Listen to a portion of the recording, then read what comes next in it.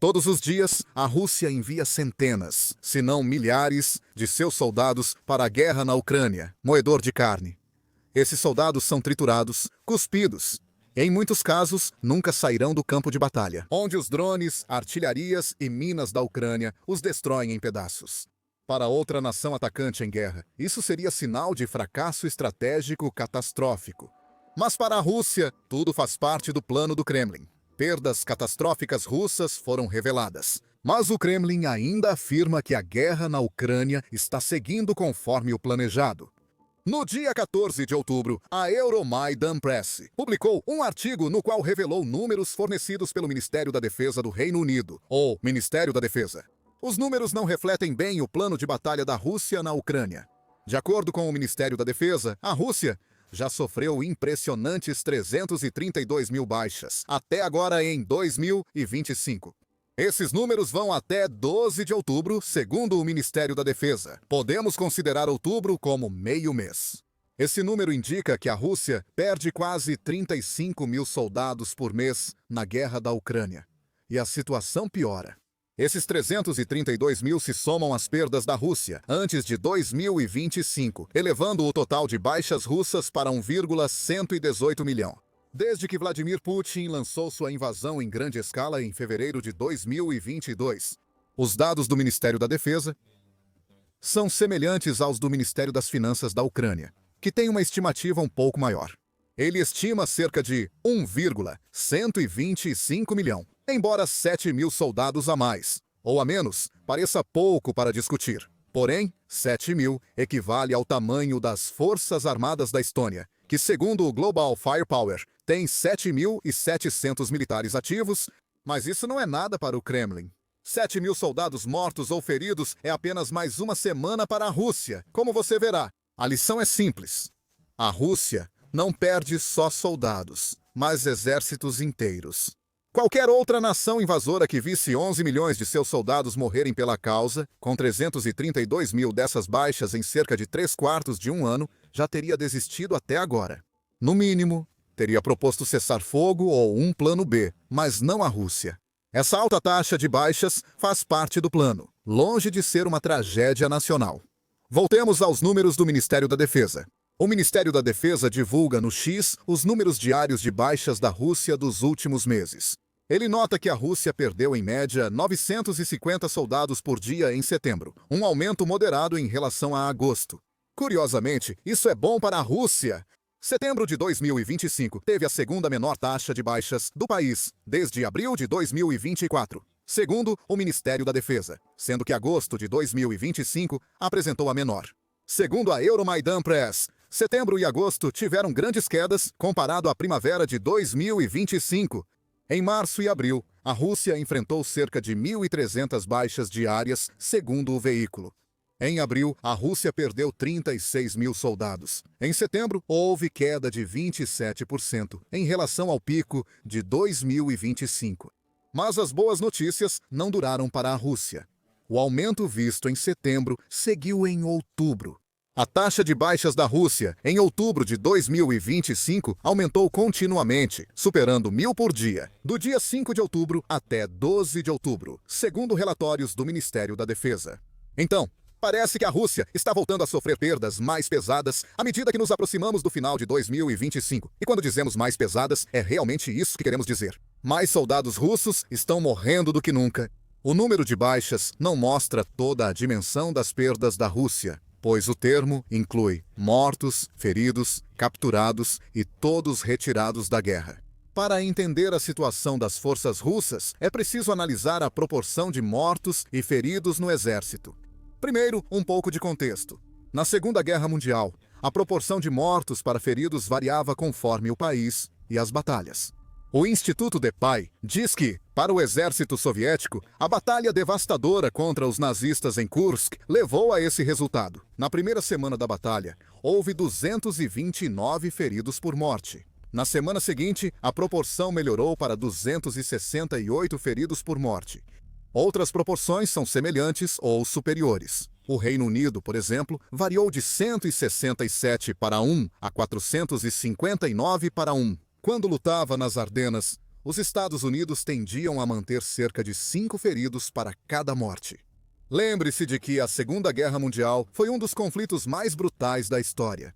Guerras modernas têm menos fatalidades devido aos avanços médicos e à preocupação dos militares em evacuar feridos. As campanhas dos Estados Unidos da América no Iraque e Afeganistão comprovam isso. No Afeganistão, os Estados Unidos tiveram 45 feridos para cada morte, enquanto nos 73 feridos para cada morte. No último caso, só 1 em cada 8 soldados relatados como baixas realmente morreu. Compartilhamos essas informações contextuais com você por um motivo. A proporção de feridos para mortos da Rússia é pior que a do exército soviético na Batalha de Kursk.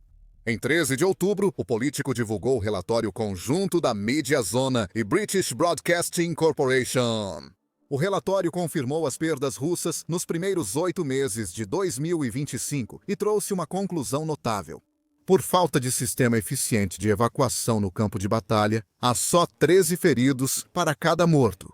Isso mostra baixa sobrevivência dos feridos, mal treinados em medicina tática e geralmente abandonados sem ajuda, segundo o relatório.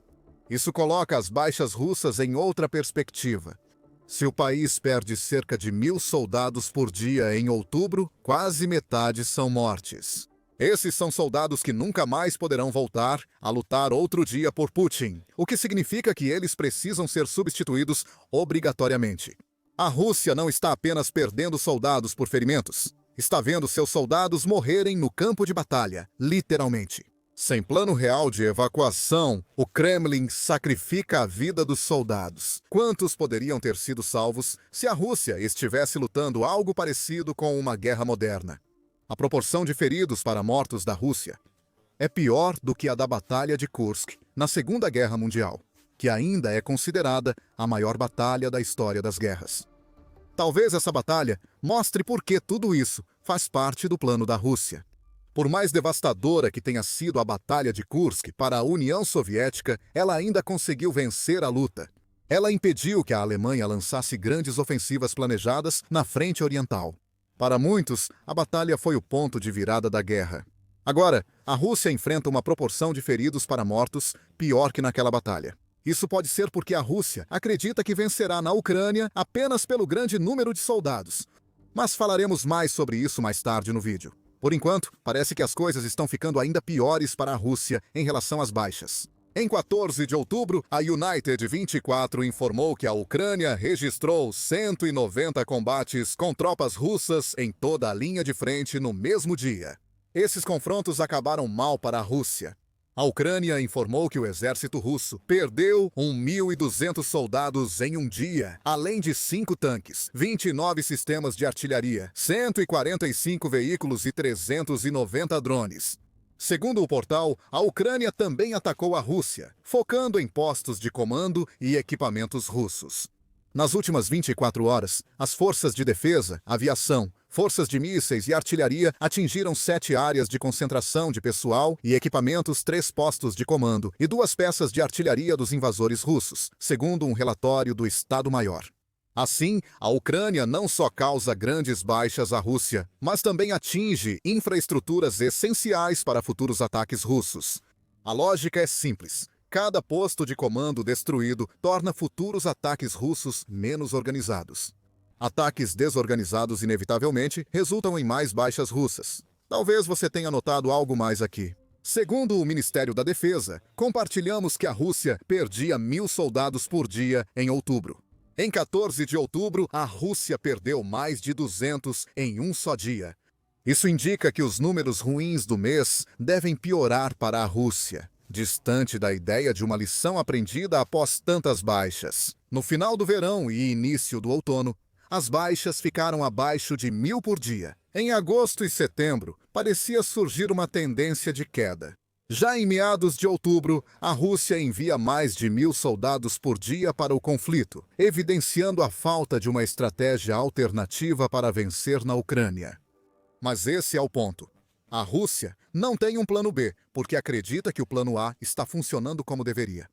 Isso ficou claro em 10 de outubro, quando a Rússia lançou um ataque aéreo maciço contra a Ucrânia, segundo a mídia United 24. Após o ataque, o Ministério da Defesa da Rússia disse estar satisfeito com o resultado dos ataques à Ucrânia.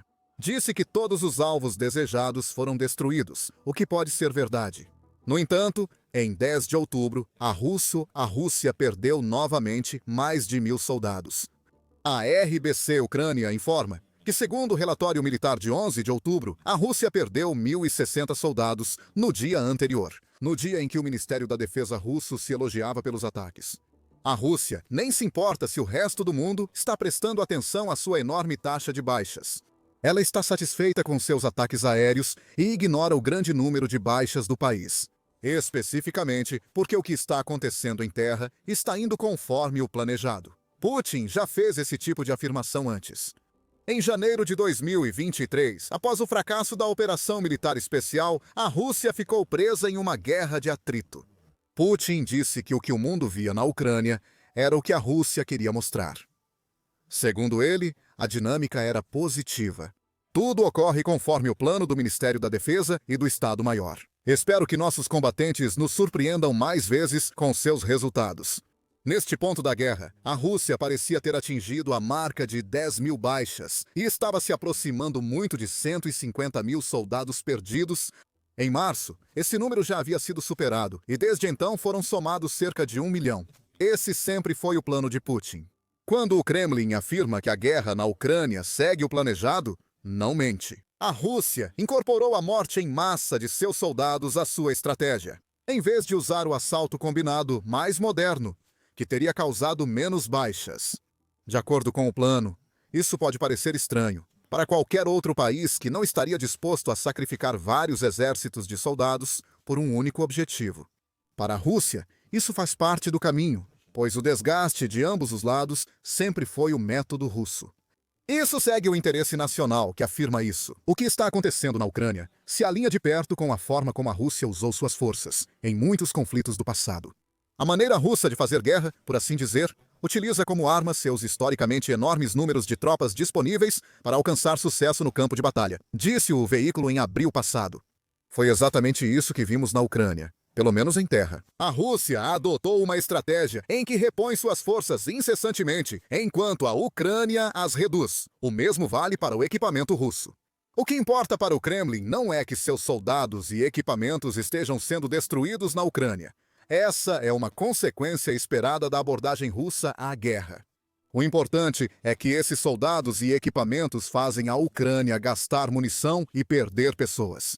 O avanço lento na Ucrânia ocorre somente pela força numérica. Durante a Primeira Guerra Mundial, a Rússia enviou milhões de soldados contra austro-húngaros e alemães, segundo o National Interest. Durante a próxima Guerra Mundial, Iosif Stalin mobilizou a União Soviética a um grau sem precedentes, levando a situações como a Batalha de Kursk.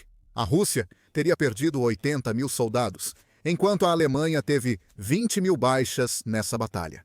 A Batalha de Kursk ainda é considerada uma das grandes vitórias russas. Para outros países, tantas perdas seriam uma catástrofe. Um evento militar devastador enfraqueceria tanto o país que uma força invasora poderia causar grandes danos em batalhas futuras. Para a Rússia, essa perda já é prevista.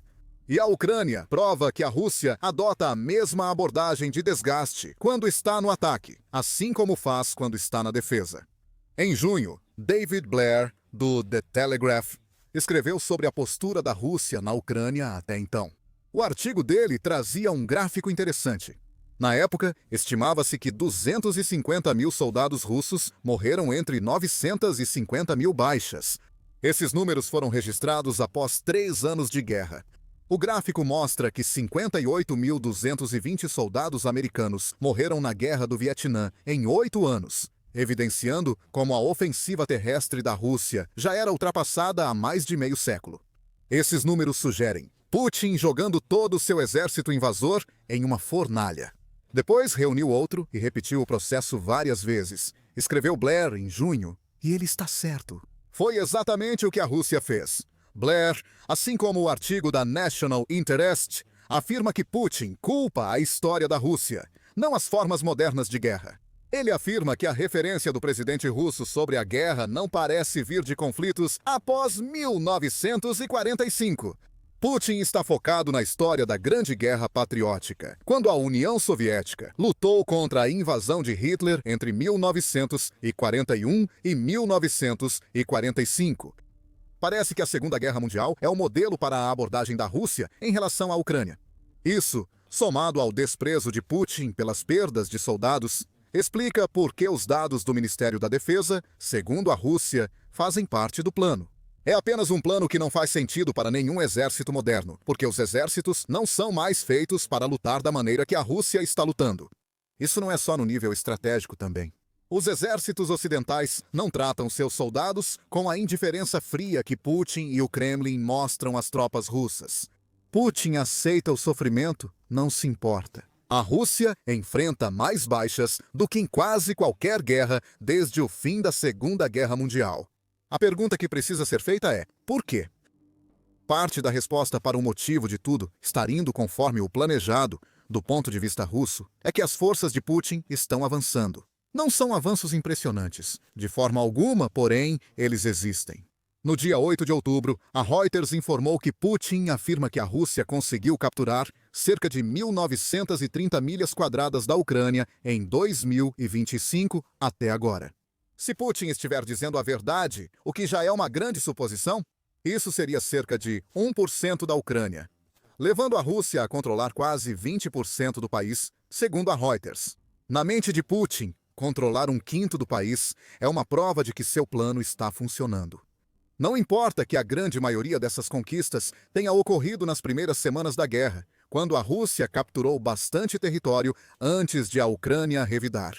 Para o Kremlin, 20% em 3 anos e meio ainda é 20%.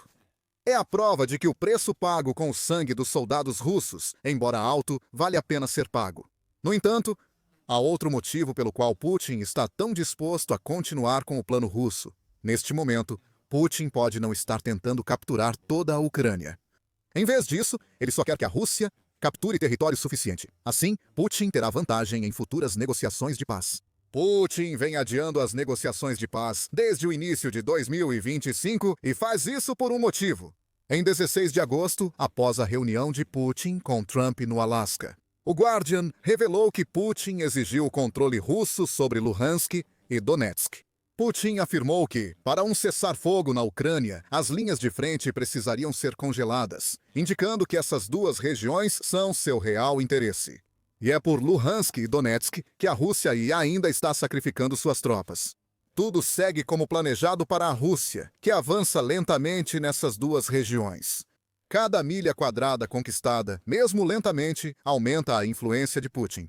O objetivo dele agora parece ser que a Rússia ocupe Luhansk e Donetsk completamente, forçando a Ucrânia a ceder essas regiões em um acordo de paz. O plano seguirá em vigor até a conclusão da ocupação. A Rússia vai dedicar muito mais soldados, talvez centenas de milhares ou milhões, à causa. Para Putin, a perda valerá a pena, pois cada baixa o aproxima de marcar seu nome na história, como o líder russo que retornou a Ucrânia aos seus donos legítimos. É uma visão distorcida e pode acabar sendo exatamente esse plano russo que vai destruir a Rússia. Em abril, Jorge Barros, do Instituto para o Estudo da Guerra, ou Instituto para o Estudo da Guerra, falou ao The New York Post. Ele afirmou que as grandes perdas e os altos gastos da Rússia com soldados não são sustentáveis. Barros afirmou que o sistema de gerar combatentes funcionou por 25 anos, mas agora começa a falhar. A Rússia é limitada pelas leis econômicas, recursos escassos e não possui mão de obra infinita, segundo o Instituto para o Estudo da Guerra. Os principais problemas econômicos devido às altas baixas russas devem surgir em 12 a 18 meses. Certo, até o fim de 2026, isso indica que a Rússia pode estar correndo contra o tempo. Será que o Kremlin realmente conseguirá o que deseja da Ucrânia até esse ponto? Será que tudo sair como planejado importa, se o plano já estava errado desde o começo? Alguns consideram o plano da Rússia uma catástrofe que pode destruir o próprio país em vez de garantir vitória na Ucrânia.